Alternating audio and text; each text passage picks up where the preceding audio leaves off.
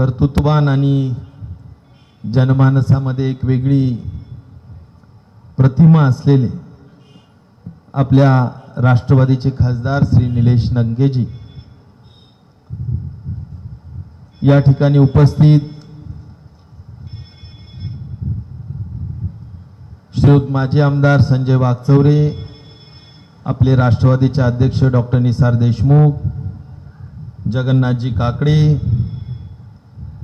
श्री संजय काळभांडे, श्री सुरेश खंडागळे, देवी प्रसादजी दायमा, सुरेखाताई लहाने,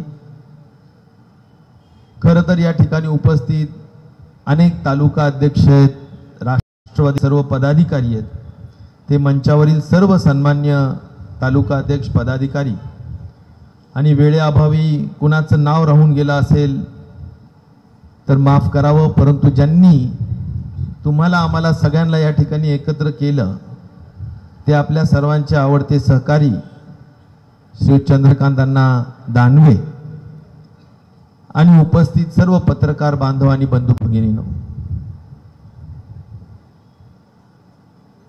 खऱ्या अर्थाने शेतकऱ्यांचे कैवारी म्हणून आदरणीय शरद पवार साहेबांची ओळख उभ्या देशाला, आणि त्यामुळं निसर्गाची अवकृपा झाली, शेतकऱ्यांवर मोठ्या पद्धतीनं अतिवृष्टी झाली आणि आसमानी संकट कोसळल्यानंतर हाच शेतकऱ्यांचा कैवारी आपल्या सगळ्यांसाठी धावून आला आणि पहिला राज्यातला मोर्चा हा नाशिकमध्ये काढला. आणि त्यामुळे आपण सगळेच जण त्यांच्या विचाराचे अनुयायी आहोत की ज्यामध्ये शेतकरी अडीअडचणीत असेल तर आपण स्वस्थ बसू शकत नाही, त्याच्या हक्कासाठी त्याच्या हितासाठी लढलं पाहिजे. हाच विचार आदरणीय पवार साहेबांनी तुम्हाला आम्हाला सगळ्यांना दिलेला आहे आणि त्याच विचारातून आज भोकरदन जाफराबादच्या सर्व शेतकऱ्यांना एकत्र करून चंद्रकांत अण्णा आणि त्यांच्या सगळ्या सहकाऱ्यांनी या ठिकाणी जो आक्रोश मोर्चा काढला त्याबद्दल मी त्यांचं मनापासून अभिनंदन करतो आणि मनापासून त्यांचं धन्यवाद या ठिकाणी देऊ इच्छितो. विषय असा आहे की अडचणीत असलेल्या पिचलेल्या शेतकऱ्याला आधार देण्याची आजची गरज, वेळेची गरज. आपण काही राजकारण करत नाहीये, आपण हक्क मागतोय, न्याय मागतोय आणि त्यासाठीच हा आक्रोश मोर्चा या ठिकाणी काढलेला आहे. झोपलेल्या सरकारला जाग आणण्याचं काम आपण या ठिकाणी करतो आहोत. आज खूप लोकांनी भाषण केलं, मी खूप प्रदीर्घ बोलावं अशातला भाग नाही, परंतु मुख्य मुद्दा काय, संबंध जिल्ह्यामध्ये अतिवृष्टी झालेली आहे मित्रांनो, पाऊस सरासरीपेक्षा जास्त झालेला, घरामध्ये पाणी शिरलंय, शेतामध्ये पाणी शिरलंय आणि त्यामुळे संपूर्ण खरीप पीक उद्ध्वस्त झालेलं आहे. आणि त्यामुळे या खरीपाला मदत मिळावी, हातातोंडचा घास जो या आसमानी संकटामुळे खऱ्या अर्थाने आमचा काढून घेण्याचं काम होतंय, त्याला सरकार मावाचा मायबाप प्रकार जो असतो त्यांनी कुठेतरी हातभार लावला पाहिजे. ही कल्याणकारी शासनाकडून अपेक्षा आहे आणि त्यामुळे हे जर कल्याणकारी शासन अशी उपमा जी शासनाला जनता बऱ्याचदा देत असते त्या कक्षेत या सरकारला बसायचं असेल तर खऱ्या अर्थाने आपल्या सरकारला आधार देण्याचं काम केलं पाहिजे. आणि आधार देण्याचं काम एकाच पद्धतीनं होईल आणि ते म्हणजे या सरकारने हेक्टरी 50,000 रुपये अनुदान दिलंच पाहिजे. हाच आक्रोश. 50,000 रुपयाच्या कमी देणं म्हणजे तोंडाला पानं पुसणं आहे आणि त्यामुळे या सगळ्या महागाईच्या मध्ये आज 50,000 रुपयाची मदत मिळाली पाहिजे. मित्रांनो, या सगळ्या गोष्टी बरोबरच का करावी हा मी मत विषय एवढाच आहे की संपूर्ण सोयाबीन, आपल्याकडचा मका, आपल्याकडची कपाशी अतिशय उद्ध्वस्त झालेली. मी शशिकांतजींना सांगेन की जाफराबाद आणि भोकरदन या ठिकाणचा कापूस जो आहे, एक तर मराठवाड्यात कापूस सर्व जालना जिल्ह्यात मराठवाड्यात सगळीकडे चांगला पिकवतात, पण या भागातल्या कापसाला जरा लॉंग स्टेपल कापूस म्हणतो आपण, लांब धाग्याचा कापूस. अतिशय चांगले कष्ट करणारे शेतकरी जाफराबाद भोकरदनच्या खूप मेहनत करतात, एकरी उत्पादन चांगलं काढतात. कापसाला एक वेगळा भाव मिळाला पाहिजे अशा पद्धतीची अवस्था असते, पण आज या पद्धतीचं नुकसान त्यांचं झालेलं आहे. आणि त्यामुळं आज या सगळ्या नुकसानीचं भरपाई मिळावी. मी चंद्रकांत अण्णांना विचारत होतो की या दुधना नदीला सुद्धा मोठा पूर आला आणि अनेक गावांमध्ये पाणी शिरलं, अनेक घरांमध्ये पाणी शिरलं. आता जसं शहरात अनेक दुकानांमध्ये पाणी शिरलं, या सगळ्यांना स्थायी आदेश आहेत. आम्ही सुद्धा सरकारमध्ये अनेक वर्ष काम केलंय. स्थायी आदेश काय सांगतात की तातडीनं या सगळ्या घरी पाणी शिरणाऱ्याला, दुकानात पाणी शिरणाऱ्याला पंचनामे करून 24 तासाच्या आत मदत झाली पाहिजे, हे स्थायी आदेश. अजून पंचनामे होत नाहीत असं ऐकायला मिळतं. आणि त्यामुळं अशा पद्धतीनं हे असंवेदनशील सरकारला आपल्याला जाग करण्याची आवश्यकता आहे. आणि त्यासाठीच या पद्धतीची मदत आपण या ठिकाणी आक्रोश मोर्चाच्या माध्यमातून मागतो. ओला दुष्काळ जाहीर करा ही मागणी अत्यंत रास्त मागणी. या दृष्टिकोनातून ओला दुष्काळाची व्याख्या सांगू. ओला दुष्काळ या व्याख्यामध्ये कायद्यामध्ये असं लिहिलंय की दुष्काळ ज्यावेळी जाहीर होतो, मग तो ओला असो नाहीतर सुका असो, त्यावेळी सक्तीची वसुली सगळी थांबवली जाते. तुमचा शेतसारा थांबवला जातो, विजेची सक्तीची वसुली थांबवली जाते. शिक्षकांच्या शिक्षणाच्या बाबतीत आपल्या मुलांच्या संदर्भाने असणारी शिक्षणाची फीज ही तातडीनं थांबवली जाते. या सगळ्या गोष्टींचा लाभ जर आपल्याला मिळायचा असेल तर आपल्याला ओला दुष्काळ जाहीर सरकारकडून करून घेतला पाहिजे. आणि ती मागणी सुद्धा आज या आक्रोश मोर्चातून भोकरदन मधून आपण या ठिकाणी करत आहोत. त्यामुळे 50,000 मदत असेल, ओला दुष्काळ असेल, आणि सगळ्यात महत्त्वाचं तुम्ही तुमच्या जाहीरनाम्यात, आम्ही म्हणतो म्हणून नाही, तुम्ही ज्या जाहीरनाम्याच्या माध्यमातून मतं घेतले त्या जाहीरनाम्यात काय लिहिलंय की त्यामध्ये लिहिलंय की आम्ही आमचं सरकार येऊ द्या, आम्ही शेतकऱ्यांचा 7/12 कोरा करू, कर्जमाफी देऊ. दिलंय का नाही, म्हणलंय का नाही, भाषणात आहे का नाही? मग ती आम्ही आठवण करून देतोय की तुम्ही विसरू नका, तुम्ही हे म्हणलंय हे जाहीर करा. आत्तापेक्षा दुसरा वेळ नाहीये, कारण लोक सगळे अतिशय आर्थिक अडचणीत आहेत. आणि या आर्थिक अडचणीच्या काळात जर मदत नाही करणार तर तुम्ही करणार कधी? तुम्ही नेहमी निवडणुकीच्या तोंडावर मदत करता. अरे बाबांनो, निवडणूक सुद्धा तोंडावर आहे, आता तरी करा. नाही पिचलेल्या शेतकऱ्याकडे बघून तर निदान निवडणुकीवर डोळा ठेवून का होत नाही, पण तुम्ही केलेलं आश्वासन, दिलेलं आश्वासनाची पूर्तता करा.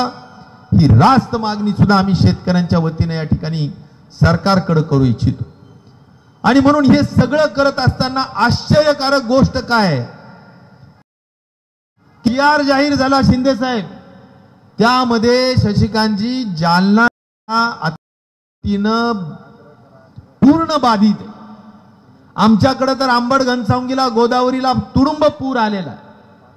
वरचं नाशिक नगरचं सगळं पाणी, अहिल्याबाई नगरचं पाणी सगळं खाली आलेलं आहे. आणि तो सगळ्या पाणीमुळं संबंध गोदावरीतून गावागावात पाणी शिरलेलं आहे. 3 लाख क्युसेक्सनी पाणी सोडलं.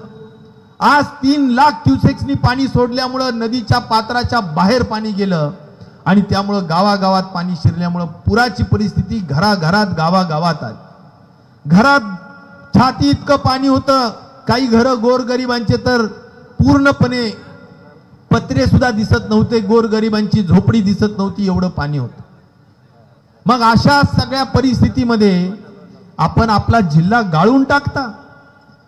हा जिल्हा आता मदतीच्या सध्याच्या यादीमध्ये नाही, हे तुम्हा सगळ्यांना जागरूकपणे सांगू इच्छितो. आता तुमच्या मोर्चामुळे, तुमच्या आक्रोशामुळे, तुमच्या या संख्येमुळे जर वर काही जाग आली तर त्यांनी जागा त्या ठिकाणी दुसऱ्या यादीत नाव टाकतील. तर नशीब समजायचं. पण जी काही यादी जाहीर झालेली आहे जिल्ह्यांची, त्यामध्ये जालना जिल्हा नाहीये.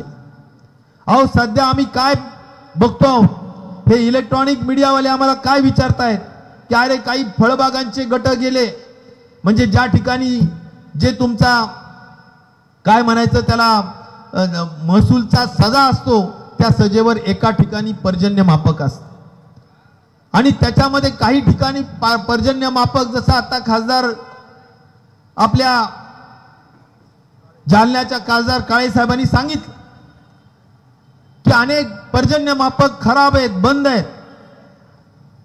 अरे पण पर्जन्य मापक ज्या ठिकाणी 15 गावांचा सजा असतो आणि 15-15, 20-20 किलोमीटरवर गावं असतात. आज निसर्गाचा लहरी पाऊस कधी या गावात पडतो, शेतात पडतो, नाही पडत. अशा वेळेस सजेत थोडा कमी पाऊस असला की सजेतले अनेक गावं गाळून टाकायचे, हे चूक सरकारने करता कामा नये, आपण हे खपवून घेता कामा नये. ज्या ज्या पाऊस पडलाय किंवा जास्त पडलाय आणि त्याच्यामुळे झालेलं नुकसान असेल, त्याची भरपाई त्वरित पंचनामे करून, सरसकट पद्धतीचे पंचनामे करून झाली पाहिजे. आणि म्हणून या सगळ्या मुद्द्याला धरून आपण मित्रांनो हे सगळ्या गोष्टी करतो आहोत. अहो आज अनेक फोन येत आहेत. काय फोन येतो? सकाळपासूनचा फोन एकच असतो की अहो भैयासाहेब आमच्या गावात तलाठी, तहसीलदार, तुमचा ग्रामसेवक आणि तुमचा कृषी सहाय्यक येत नाहीये. मला समजत नाहीये की एवढा आता पाऊस ओसरलाय, वापशी पद्धत जी काय असेल आला असेल ताबडतोबीनं पंचनामे केले पाहिजे, पण हे होतानीचं चित्र दिसत नाही. खरडून गेलेल्या जमिनीला वेगळ्या पद्धतीनं पंचनामे करून त्यांना जास्तीची मदत दिली पाहिजे, या गोष्टी होतानीचं दिसत नाही. आणि म्हणून बोलाचीच कडीन बोलाचाच भात, लबाडाचं आवतन जेवल्याशिवाय खरं मानायचं नसतं, या विचाराची म्हण मला या ठिकाणी आठवतीये. आणि त्याची प्रचिती आपल्या सरकारकडून आपल्याला होता कामा नये, ही खबरदारी आपण सगळ्यांनी घेतली पाहिजे. आणि त्यासाठी चर्चा केली. सध्या काय चाललाय? सत्तेचा दुरुपयोग. इकडे येतो का तर तुझं बिल मंजूर करू. बरोबर आहे ना चंद्रकांत? आता अनेक लोकांची असेच गोष्टी चालल्यात. आता मला सरपंच सातत्याने भेट, अरे बाबा त्याचं काय बिल आहे, त्यांनी बांधकाम केलंय ते दे ना तू, तरी सुद्धा त्याचं बिल दिलं जात नाही. कारण काहीच नाहीये, पण बिल दिले जात नाही. सत्तेचा दुरुपयोग होऊ नये. आज या ठिकाणी सत्तेचा सतत दुरुपयोग होण्याचं काम होत असेल, पैशाचा गैरवापर होण्याचं काम होत असेल, जातीवाद धर्मवादाच्या नावाने मोठ्या पद्धतीनं राजकारण समाजकारणात लोकांमध्ये फूट निर्माण केली जात असेल, तर हे नक्कीच लोकशाहीला घातक आहे. आणि म्हणून या सगळ्यांच्यासाठी एकच उपाय आहे, आपण एकीनं काम केलं पाहिजे. एकीनं काम करा, संयमाने काम करा, शौर्याने काम करा, धैर्याने काम करा. आणि आपल्या एकजुटीतून उद्याच्या येणाऱ्या जिल्हा परिषदा, पंचायत समितीच्या या निवडणुकीमध्ये, नगरपालिकेच्या निवडणुकीमध्ये आपल्या सगळ्यांनी चांगली ताकद दाखवली पाहिजे. खरं गणित काय, आता लोकसभा विधानसभा संपली असली तरी तुमच्या हातात स्थानिक स्वराज्य संस्था आहेत आणि त्या निवडणुकीमध्ये तुमची दाखवलेली एकजूट हे नक्कीच आपल्या सगळ्यांना उपयोगाची ठरणार आहे, हे मला या निमित्ताने आपल्याला सांगितलं पाहिजे. आणि म्हणून आपल्या सगळ्यांच्याच दृष्टिकोनातून एवढं सांगेल की अनेक विषय सगळे बोलून या ठिकाणी वेळ घेण्याचं कारण नाहीये. ईजीएस असेल, त्यांचे घरकुला, विहिरी, पीडब्ल्यूडीचा 30,000 कोटीचा दायित्व, सिंचनाचं दायित्व, लाडकी बहिणीचे महिला कमी करण्याचं काम, हे सध्या सगळं सरसकट चालू आहे. मला आता काही स्थानिक लोक सुद्धा आले, वरुडचे लोक आले, शिंदे लक्ष्मणराव आमले आले, त्यांचे काही शेतकरी आले. त्यांनी सांगितलं साहेब आमच्या पूर्ण शेतात पाणी शिरलंय, ते जे काही सांडवा आहे त्याचं पाणी, सांडवा खाली केल्याशिवाय आमच्या शेतातलं पाणी जाणार नाही. आणि म्हणून त्यांचं असे जे काही प्रशासकीय कामं आहेत, हे कामं होण्याची गरज आहे. त्या शेतकऱ्यांना सुद्धा मी आश्वासित करू इच्छितो की बाबांनो, जे काही काम असेल त्याच्यात आम्ही लक्ष घालू. इथं पवार साहेब, शिंदे साहेब सगळेच जण त्या ठिकाणी राष्ट्रवादीचे गेले होते, सगळ्या शिक्षकांच्या टप्पा अनुदान मिळवून देण्यासाठी. आम्ही सगळे सुद्धा गेलो होतो. ते टप्पा अनुदानाचं एकजुटीचं जे काही शिक्षकांनी आंदोलन राज्यामध्ये केलं, मुंबईमध्ये केलं, त्याचं फलित म्हणून एक टप्पा मंजूर झाला. आज मला त्या सगळ्या पवार साहेबांचा आणि सगळ्या राष्ट्रवादीच्या आमच्या सहकाऱ्यांचं सुद्धा खऱ्या अर्थाने आभार मानले पाहिजे आणि त्या दृष्टिकोनातून त्याची अंमलबजावणी व्हावी अशी आमची अपेक्षा राहणार आहे. आज एवढ्याच निमित्ताने मी आपल्याला सांगेन की आम्ही तुमच्यामध्ये येऊ, जिल्हा परिषद पंचायत समिती या निमित्ताने पण येऊ, अडीअडचणी सोडवायला येऊ. तुमच्या सगळ्यांना खांद्याला खांदा देऊन आम्ही जे काही तुमच्यासाठी लढायचं असेल त्यासाठी आम्ही आमची एकी ठेवून काम करू. फक्त तुमची सगळ्यांची संघटित एकजूट राहू द्या एवढी अपेक्षा या निमित्ताने करतो.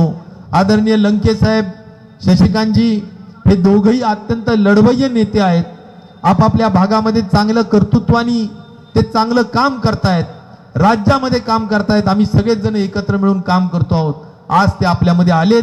मी जिल्ह्याच्या वतीनं त्यांचं मनापासून स्वागत करतो आणि लंके साहेबांना विनंती करतो की त्यांनी मार्गदर्शन करावं. धन्यवाद. जय हिंद, जय महाराष्ट्र, जय शेतकरी. यानंतर मी आमंत्रित करतो लंके साहेब यांना.